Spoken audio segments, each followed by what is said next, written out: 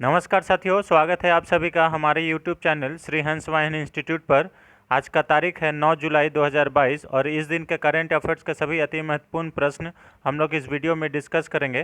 तो चलिए current affairs एक अनोखी सोच के साथ इस वीडियो को शुरू करते हैं, लेकिन उससे पहले आज का मोटिवेशन देख लेते हैं। आज का मोटिवेशन है, इंतज़ार करने वालों को सिर्फ उतना ही मिलता है जितना कोशिश करने वाले छोड़ देते हैं। बिल्कुल सही बात है। किसी भी लक्ष्य को प्राप्त करना है दोस्त, तो इंतज़ार कभी भी मत कीजिए, क्योंकि इंतज़ार करने से आपको वही हासिल होगा जो मेहनत करने वाला छोड़ देगा, है ना। तो मेहनत कीजिए और मेहनत के साथ साथ तुरंत डिसीजन लीजिए कि क्या करना है। तो चलिए इसी मोटिवेशन के साथ वीडियो को शुरू करते हैं। आज का पहला क्वेश्चन है, हाल ही में किस राज्य में खर्ची महोत्सव का आयोजन किया गया है? Option number A Tripura, option number B Assam, option number C Meghalaya, option number D Sikkim. तो खर्ची महोत्सव अभी हाल ही में त्रिपुरा में मनाया गया है। ऑप्शन नंबर ए इसका सही आंसर हो जाएगा। इससे रिलेटेड कुछ इंपॉर्टेंट फैक्ट्स देख लेते हैं। जैसे देखिए, इतने सारे फैक्ट्स हैं फ्रेंड, तो इसको हम लोग जूम करके पढ़ते हैं। थोड़ा सा जूम कर देते हैं आप लोग के लिए,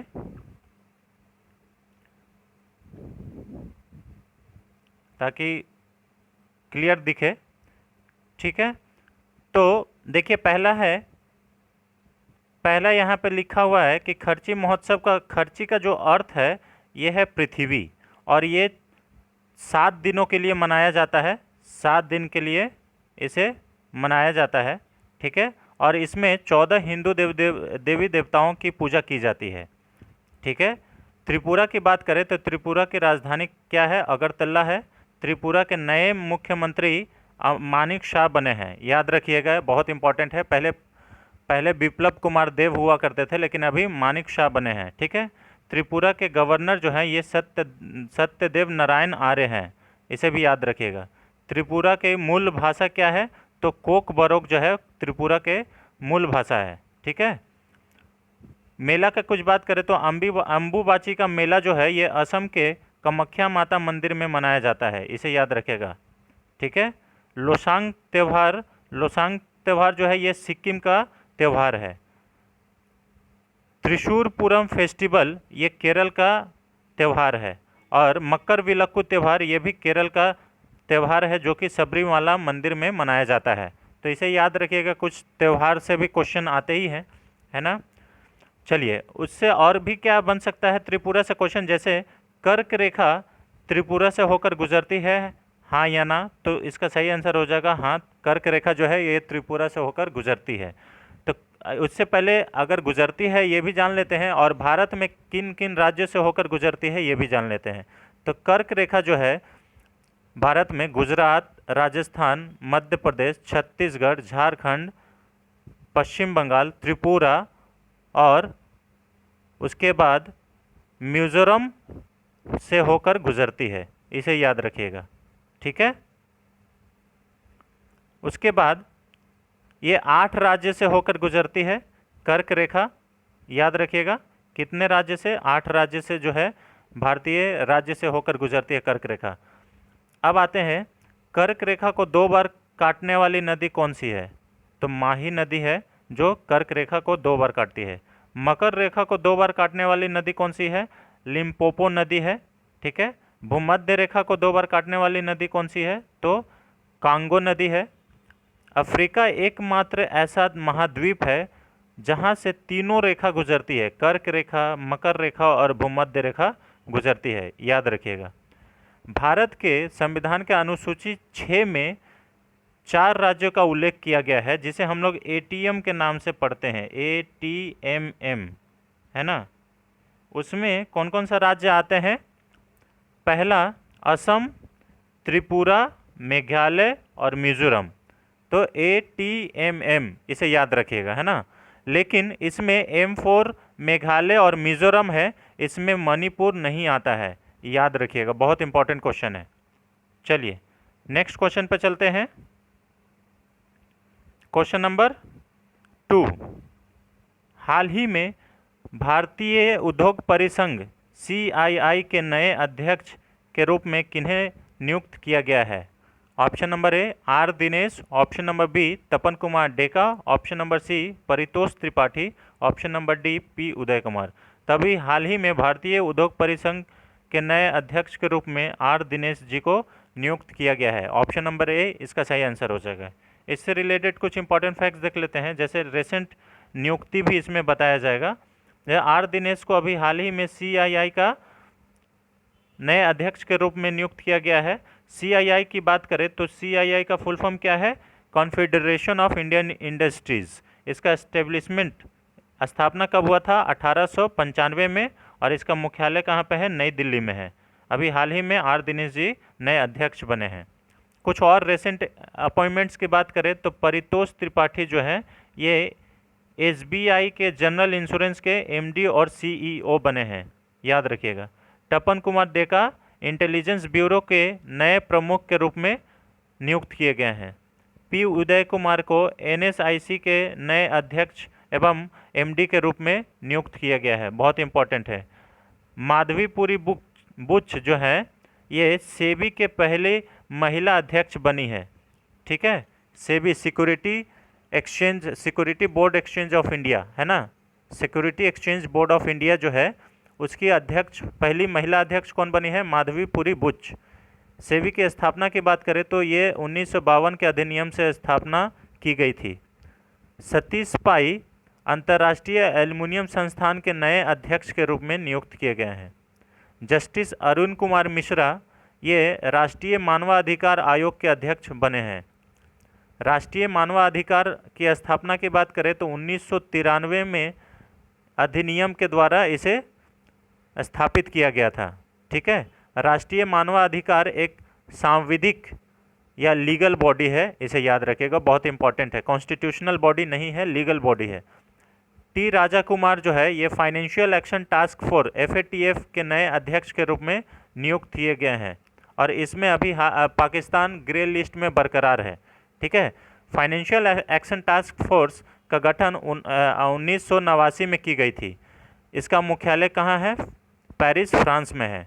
फाइनेंशियल एक्शन टास्क फोर्स का उद्देश्य क्या है? ये मनी लॉन्ड्रिंग को रोकता है। जैसे आतंकवाद, कोई कंट्री ये मतलब वर्ल्ड बैंक से पैसा लेके और आतंकवाद पे खर्चा कर देता है, या फिर और कुछ में मतलब इलीगल तरीक़े से पैसे को खर्चा करके अपना विकास कार्य को नहीं करता है, तो उस केस में FATF नज़र रखता है कि ज़्यादा आतंकवादी गतिविधि किस मतलब राज्य में या किस देश में हो रही है, तो इसीलिए उस देश को लिस्ट में डाला जाता है। ग्रे लिस्ट हो गया, ब्लैक लिस्ट हो गया, वाइट लिस्ट हो गया, ऐसा उसमें डाला जाता है ना। तो पाकिस्तान को ग्रे लिस्ट में डाला गया है, ठीक है। चलिए नेक्स्ट क्वेश्चन पे चलते हैं। क्वेश्चन नंबर 3, हाल ही में किस राज्य सरकार के द्वारा मिशन कुशल कर्मी शुरू की गई है? बहुत इंपॉर्टेंट क्वेश्चन है। Option number A Delhi, option number B Haryana, option number C Bihar, option number D Uttar Pradesh. तभी हाल ही में दिल्ली राज्य सरकार के द्वारा मिशन कुशल कर्मी शुरू की गई है। इससे रिलेटेड कुछ इंपॉर्टेंट फैक्ट्स देख लेते हैं। जैसे इसमें क्या होगा कि जो मजदूर हैं, जो निर्माण श्रमिक हैं, उनको 15 दिन में 20 घंटे की ट्रेनिंग दी जाएगी, और ट्रेनिंग के दौरान जो उनका मजदूरी का जो लॉस होगा उसके लिए उनको 4200 रुपया दिया जाएगा, ठीक है। इससे क्या होगा कि जो निर्माण श्रमिक है उनका जो कौशल है उसका और भी इम्प्रूवमेंट हो पाएगा, और भी उत्थान हो पाएगा, उनका उत्थान हो जाएगा, ठीक है। अभी हाल ही में दिल्ली के मुख्यमंत्री ने सबसे बड़े शॉपिंग फेस्टिवल की घोषणा की है, ठीक है, और ये कितना दिन तक चलेगा? 30 दिन तक चलेगा, इसे याद रखिएगा। देश के पहले पशु स्वास्थ्य शिखर सम्मेलन का उद्घाटन भी नई दिल्ली में की गई है, ठीक है। हरियाली महोत्सव का उद्घाटन भी पर्यावरण मंत्रालय के द्वारा नई दिल्ली में की गई है, इसे भी याद रखिएगा। हरियाली महोत्सव अभी हाल ही में मनाया गया है। दिल्ली के मुख्यमंत्री कौन है? अरविंद केजरीवाल हैं। दिल्ली के उपराज्यपाल कौन है? विनय कुमार सक्सेना है। बहुत इंपॉर्टेंट है, ये नए यहाँ पे नियुक्त किए गए हैं, इसे याद रखिएगा। चलिए नेक्स्ट क्वेश्चन पर चलते हैं। क्वेश्चन नंबर 4, हाल ही में स्वनिधि महोत्सव का शुरुआत किस मंत्रालय के द्वारा किया गया है? ऑप्शन नंबर ए आवास एवं शहरी विकास मंत्रालय, ऑप्शन नंबर बी रक्षा मंत्रालय, ऑप्शन नंबर सी शिक्षा मंत्रालय, ऑप्शन नंबर डी वित्त मंत्रालय। तो स्वनिधि से वित्त मंत्रालय मत मार दीजिएगा। स्वनिधि महोत्सव जो है आवास एवं शहरी विकास मंत्रालय के द्वारा मनाया गया है, इसका सही आंसर ए हो जाएगा, ठीक है। इससे रिलेटेड कुछ इंपॉर्टेंट फैक्ट्स देख लेते हैं। जैसे इसका आयोजन नई दिल्ली में किया गया है और शहरी आवास एवं शहरी विकास मंत्रालय के मंत्री कौन है, तो हरदीप सिंह पुरी हैं। बहुत इंपॉर्टेंट है, इसे याद रखिएगा। चलिए नेक्स्ट क्वेश्चन पे चलते हैं। क्वेश्चन नंबर 5, हाल ही में जारी आईसीसी टेस्ट रैंकिंग में शीर्ष स्थान पर कौन रहा है? ICC Indian cricket council international cricket council के द्वारा टेस्ट रैंकिंग जारी किया गया है। इसमें शीर्ष स्थान पर कौन सा खिलाड़ी रहा है? Option number A Joe Root, option number B Rishabh Pant, option number C Dinesh Karthik या option number D Steve Smith. तो अभी हाल ही में आईसीसी के द्वारा टेस्ट रैंकिंग में जॉ रूट टॉप किए हैं, ये शीर्ष स्थान पर हैं। ठीक है, ये कहाँ के खिलाड़ी हैं, तो इंग्लैंड के क्रिकेटर हैं। इससे रिलेटेड कुछ इंपॉर्टेंट फैक्ट्स देख लेते हैं। जैसे ये इंग्लैंड के क्रिकेट खिलाड़ी है और ये शीर्ष स्थान पर रहे हैं। ठीक है, इस रैंकिंग में ऋषभ पंत जो है ये 5वें स्थान पर रहे हैं। अपने कैरियर के सबसे बेहतरीन रैंक में अभी पहुंचे हैं ऋषभ पंत। और वहीं पे विराट कोहली अपने कैरियर के मतलब सबसे ख़राब फॉर्म में चलते हुए मतलब पहली बार टॉप 10 से बाहर हुए हैं। बहुत इंपॉर्टेंट क्वेश्चन है। आईसीसी के चेयरमैन कौन है, तो ग्रेग बर्कले हैं, जो कहाँ के रहने वाले हैं, न्यूजीलैंड के रहने वाले हैं, याद रखिएगा।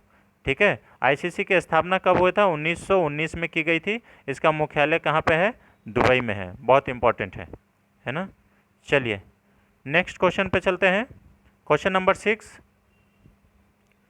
हाल ही में किसे एसोसिएशन ऑफ इंडियन यूनिवर्सिटीज़ के नए अध्यक्ष के रूप में नियुक्त किया गया है? Option number A Suranjan Das, option number B Asit Rath, option number C Mohan Subramaniam, option number D Parameshwar Iyer. तभी हाल ही में सुरंजन दास जी को एसोसिएशन ऑफ इंडियन यूनिवर्सिटीज़ के नए अध्यक्ष के रूप में नियुक्त किया गया है। इससे रिलेटेड कुछ इंपॉर्टेंट फैक्ट्स देख लेते हैं। और अलग से नियुक्तियां, जैसे असित रथ जो हैं ये अबीबा इंडिया के नए एमडी और सीईओ बने हैं। परमेश्वर अय्यर नीति आयोग के नए सीईओ बने हैं, आपको याद होगा। ठीक है, अमिताभ कांत के जगह पे परमेश्वर अय्यर जी को सीईओ बनाया गया है। निधि छिब्बर जो है ये सीबीएसई की नई अध्यक्ष बनी है, बहुत इंपॉर्टेंट है। ठीक है, नितिन गुप्ता जो है ये सीबीडीटी के नए अध्यक्ष बने हैं। और संदीप कुमार गुप्ता ये गेल के नए चेयरमैन बने हैं। बहुत इंपॉर्टेंट है नियुक्तियाँ, इनमें से एक न एक क्वेश्चन तो ज़रूर पूछे जाएंगे। चलिए नेक्स्ट क्वेश्चन पर चलते हैं। क्वेश्चन नंबर 7, हाल ही में किस देश के प्रधानमंत्री ने इस्तीफा दिया है? Option number A Britain, option number B Malaysia, option number C Singapore, option number D इनमें से कोई नहीं। तभी हाल ही में ब्रिटेन के प्रधानमंत्री बोरिस जॉनसन ने अपने प्रधानमंत्री पद से इस्तीफा दिया है। ठीक है, ब्रिटेन के ही वित्त मंत्री रह चुके ऋषि सुनक ने भी इस्तीफा दिए हैं। ठीक है, और अभी भारत में अल्पसंख्यक मामलों के मंत्रालय का अतिरिक्त पद प्रभाव जो है ये स्मृति ईरानी को दिया गया है, क्योंकि जो अल्पसंख्यक मामलों का जो मंत्रालय था वो उनका मंत्री मुख्तार अब्बास नकवी जी का कार्यकाल राज्यसभा में समाप्त हो गया, तो वो भी इस्तीफा दिए थे। तो उनका जो उस मंत्रालय का जो अतिरिक्त पद प्रभार है वो स्मृति ईरानी जी को दिया गया है। ठीक है, स्मृति ईरानी जो है ये महिला एवं बाल विकास मंत्रालय का मंत्री भी हैं, इसे याद रखेगा। अभी हाल ही में उड्डयन मंत्री ज्योतिरादित्य सिंधिया जी को भी इस्पात मंत्रालय का अतिरिक्त पद प्रभार दिया गया है, बहुत याद रखिएगा, बहुत इंपॉर्टेंट है। मुख्तार अब्बास नकवी जी जो कि राज्यसभा से सांसद थे, वो अभी उनका कार्यकाल समाप्त हो गया तो उन्होंने इस्तीफा दिया था, इसे याद रखिएगा। चलिए, अगर फ्रेंड्स आपको ये वीडियो पसंद आ रहा है तो वीडियो को लाइक करें और चैनल को सब्सक्राइब जरूर करें। नेक्स्ट क्वेश्चन पर चलते हैं। क्वेश्चन नंबर 8, हाल ही में किस आईटीआई के द्वारा नई fast charging sodium ion battery की विकसित की गई है? किस आईआईटी के द्वारा fast charging sodium ion battery विकसित की गई है? Option number A IIT Kharagpur, option number B IIT Madras, option number C IIT Bombay, option number D इनमें से कोई नहीं। तो अभी हाल ही में आईआईटी खड़गपुर के स्टूडेंट के द्वारा नई fast charging sodium ion battery विकसित की गई है। बहुत इंपॉर्टेंट क्वेश्चन है। कुछ आईआईटी से रिलेटेड इंपॉर्टेंट फैक्ट्स देख लेते हैं। जैसे आईआईटी खड़गपुर के द्वारा ये नई फास्ट चार्जिंग आयन बैटरी विकसित की गई है। आईआईटी मद्रास के द्वारा सेफ्टी टैंक को साफ करने के लिए रोबोट विकसित किया गया है। आईआईटी मद्रास के द्वारा ही भारतीय रेलवे और आईआईटी मद्रास और भारतीय रेलवे ने मिलकर भारत का पहला स्वदेशी हाइपरलूप विकसित करने के लिए समझौता किया गया है। आईआईटी बॉम्बे ने भारतीय मौसम विज्ञान के साथ समझौता किया है और आईआईटी गांधीनगर में भारत का सुपर कंप्यूटर परम आनंद को स्थापित किया गया है। बहुत इंपॉर्टेंट है, इसे याद रखिएगा। आईआईटी गांधीनगर में सुपर कंप्यूटर परम आनंद को स्थापित किया गया है। तो चलिए नेक्स्ट क्वेश्चन पर चलते हैं। क्वेश्चन नंबर 10, आज का लास्ट क्वेश्चन। हाल ही में किस राज्य सरकार ने अपनी पहली इलेक्ट्रिक वाहन नीति की घोषणा की है? बहुत इंपॉर्टेंट है। Option number A Chhattisgarh, option number B Orissa, option number C Andhra Pradesh, option number D Telangana. तभी हाल ही में छत्तीसगढ़ सरकार के द्वारा अपनी पहली इलेक्ट्रिक वाहन नीति घोषणा की गई है।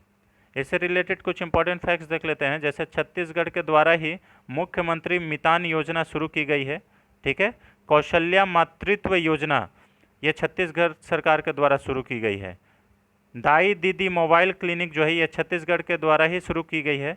संजय गांधी राष्ट्रीय उद्यान छत्तीसगढ़ में स्थित है। छत्तीसगढ़ की राजधानी रायपुर है। ठीक है, छत्तीसगढ़ के मुख्यमंत्री कौन है? भूपेश बघेल। और छत्तीसगढ़ के राज्यपाल जो है अनुसुईया उइके है, याद रखिएगा, बहुत इंपॉर्टेंट है। छत्तीसगढ़ के सरकार के द्वारा प्रत्येक जिले में महिला सुरक्षा सेल स्थापित करने की घोषणा की गई है। ये भी बहुत इंपॉर्टेंट है।